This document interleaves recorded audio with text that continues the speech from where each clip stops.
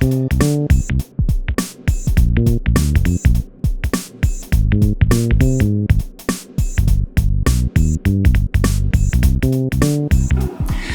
interesting fun science fact today.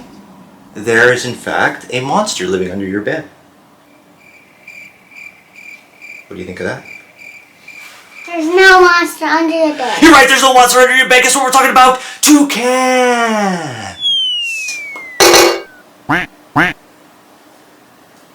Are we talking about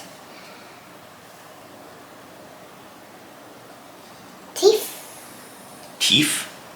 Yeah. Teeth? Yeah. Teeth. Teeth.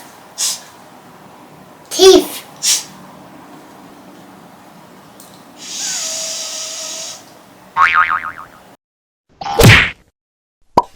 You know that proper pronunciation is very important.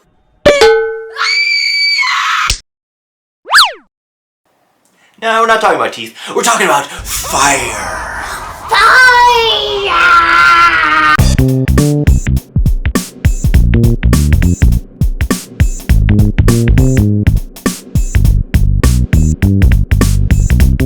Learning stuff. Risky. Now, what is fire, actually? Fire is like a type of thing that's actually not like a liquid, but not like a solid, but Like a gas? like a gas. Oh, is it a gas? Yeah? People might think that. People might also think that it's the fourth state of matter, known as plasma, Yep. which is what lightning is. But it's not. It's not in fact. It's not in fact. It's none of them. It's not a thing. It's combustion. You know, it's like rust. What is rust? Well, it's matter in a sort of a transition.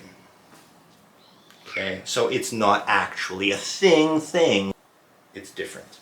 And how do you create fire? Okay, why don't you tell me how you create fire? Well, there's two different ways. You just get flint and steel, or you can just get a match. Now, fire, the different ways to start fire. It's called friction. Okay, Yeah. friction. So when things rub against each other, it creates heat, and that could create a spark. Okay, so like flint, you talk about flint. I don't know how you know about flint, but flint, okay, it's a kind of rock which is very good at producing a spark.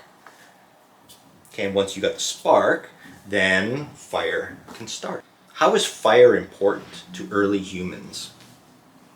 So I can make food You can make food. out of fire. Well, that's called cooking. Cooking. Now, fire allowed us to cook.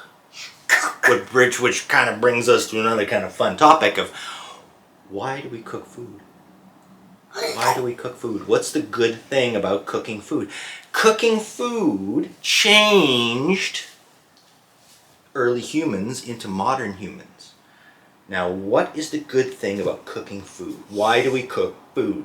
So we can actually grow and actually won't get weak. Well, no, we got food. We got two foods here. We got food A and food B. Food A, not cooked, no fire. We don't know how to do it. Uh-oh. Food B, we can make fire. Woohoo! Okay, we can cook it. Now, which one do you want to eat? Food A or food B? Maybe this one has more nutrition. Or I think this one tastes better. B. The cooked one. Why? What's good about now? We can eat both of them. And we eat them and we grow. We get nutrition from both foods. But this one here, you want to eat it. Why? Because if you eat the one that you didn't cook, it's actually really hard to digest and burn down. I like the words in there. It's good. It's hard to digest, hard to chew as well. Yeah.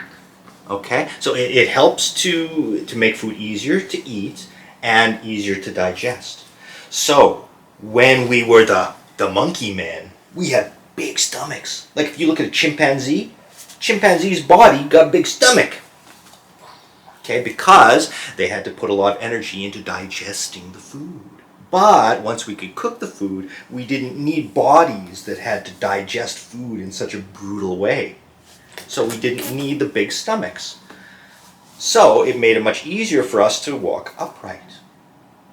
Okay, so our whole body shape comes from the ability to cook food and digest it easy.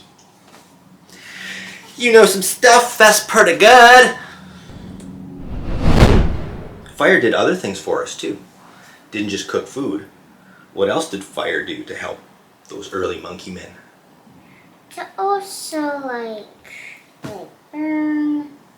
burn things. Like burn what? Like tiger. Burn tigers? Yeah. Why did they want to burn the tigers? Because the tigers are eating the monkey men. So we had to burn the tigers. Well, in other words, we had to use the fire to scare away the tigers. Yeah. That's right. What did you do here? You get burned by fire. Necessarily, you actually cover it with something. You cover it. Necessarily. You just cover it with something. Okay, what kind of thing are you going to cover it with? Well, maybe a cloth. Or maybe something that is actually cannot burn. Okay, well you've put out the fire already. Yeah. So you're not on fire. Yeah. That really sucks. But you've been burned by the fire. So what do you put on it? Maybe just a bandage.